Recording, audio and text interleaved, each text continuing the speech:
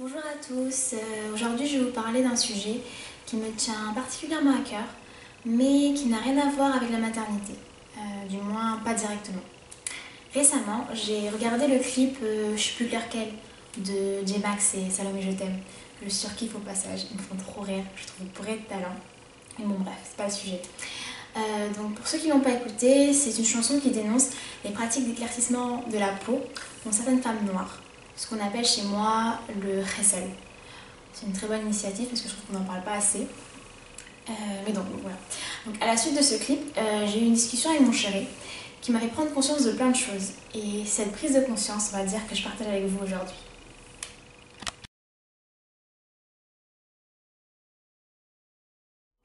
La plupart du temps, quand on aborde le sujet des femmes qui s'éclaircissent la peau, il s'ensuit toujours une certaine stigmatisation.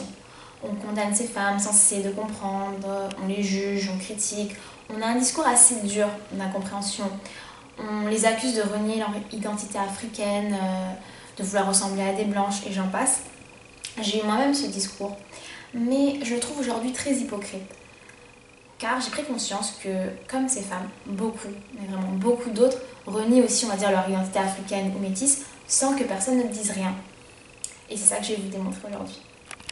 La majorité des femmes africaines se brûlent le crâne tous les mois pour avoir les cheveux lisses ou se font des tissages.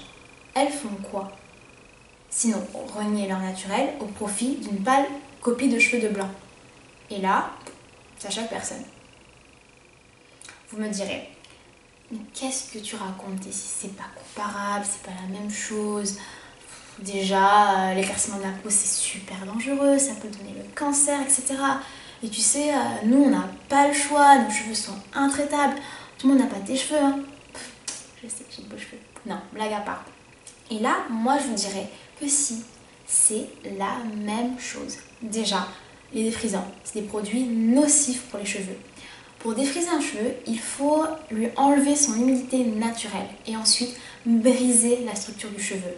Que ce soit les lait relaxeurs ou les no lait relaxeurs, les deux contiennent du hydroxyde de sodium et du hydroxyde de guanidine. Moi non plus, je ne sais pas ce que ça veut dire. Mais bon, j'ai fait des recherches. Et si j'ai bien compris, ce sont des substances qui ont un pH très élevé, qui sont fortement alcalines. Pour vous dire, c'est des substances qu'on retrouve dans d'autres produits détergents, genre nettoyant pour le four, eau de javel, et j'en passe. Ces substances, elles pénètrent facilement le plastique, le tissu, la peau et même la circulation sanguine. Et on sait tous, c'est prouvé, que l'utilisation excessive du défrisant peut entraîner l'alopécie, qui est une perte de cheveux laissant la peau partiellement ou totalement nue, où les follicules pileux sont complètement détruits ou définitivement endommagés. Ça peut vous laisser une perte de cheveux localisée ou ça peut vous faire devenir complètement chauve. Careca. Actuellement, on a un bon nombre de femmes africaines, d'origine africaine d'âge moyen qui cachent leur perte de cheveux sous des perruques ou sous des tissages. Un exemple, on connaît tous au moins une personne qui n'a plus de cheveux devant à force de défrisage ou de tissage mal fait.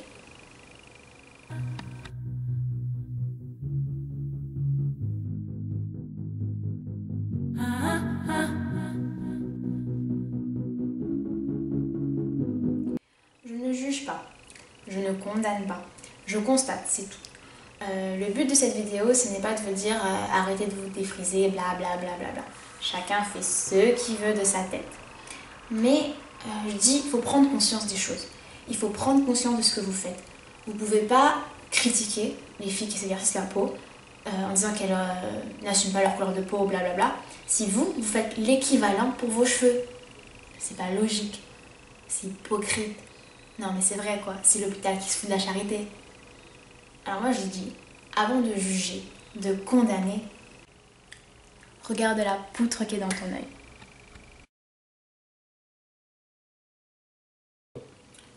On a une quête inassouvie d'une peau plus claire pour certaines, de cheveux plus lisses pour d'autres, mais le problème de fond, c'est le même. On vit dans un monde où on est tous soumis au dictat de beauté dont les critères sont basés sur la femme blanche aux cheveux lisses. Et cela depuis des générations. Il ne faut pas être prof d'histoire pour s'imaginer de quelle période cela découle. Moi je dis, il faut prendre conscience des choses.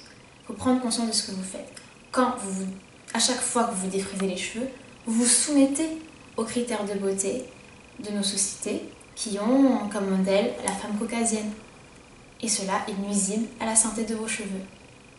Après, encore une fois, le but de ma vidéo, c'est pas d'encourager qui que ce soit à faire quoi que ce soit. Je suis pas naïve à ce point, hein. Je crois pas que ma vidéo va faire que des milliers de femmes se disent ah c'est bon, Tessie elle a dit faut pas se défriser, on va pas se défriser. Je suis pas naïve à ce point, sachant il y a qu'à donner comme exemple la cigarette. On a eu beau dire de partout que la cigarette c'était mauvais pour la santé, mais il y a toujours des millions de fumeurs. Là c'est pareil, on aura beau faire des tonnes et des tonnes de recherches qui prouveront que le défrisage c'est nuisible à la santé du cheveu, que l'éclaircissement de la peau c'est dangereux, il y en aura toujours qui s'éclairciront la peau et qui se défriseront.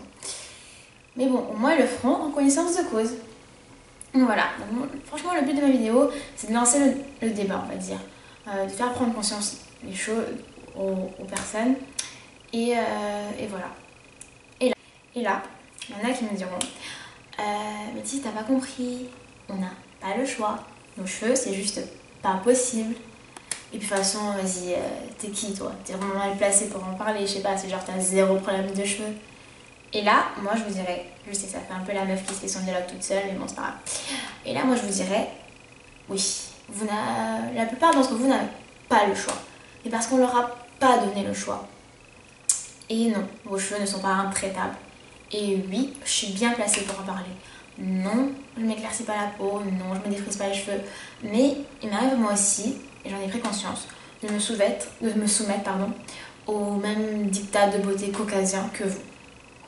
Donc pour pas que la vidéo soit trop longue, je vais la faire en 2 parties. Donc si je vous ai pas encore saoulé et que vous voulez savoir pourquoi je dis que la plupart des femmes africaines n'ont pas eu le choix face au défrisage, et pourquoi je dis aussi que non, les cheveux afro ne sont pas intraitables, ou encore pourquoi je dis que moi aussi je me soumets au dictat de la beauté caucasienne, regardez la deuxième partie de vidéo qui va s'intituler Natural / Afro / Curly Hair Movement. Et voilà. Donc encore une fois, le but de ma vidéo c'est vraiment de lancer un débat. Donc vous n'allez pas être tous d'accord avec moi, ce qui est sûrement le cas. Mais justement, commentez, discutons, parlons-en, partagez.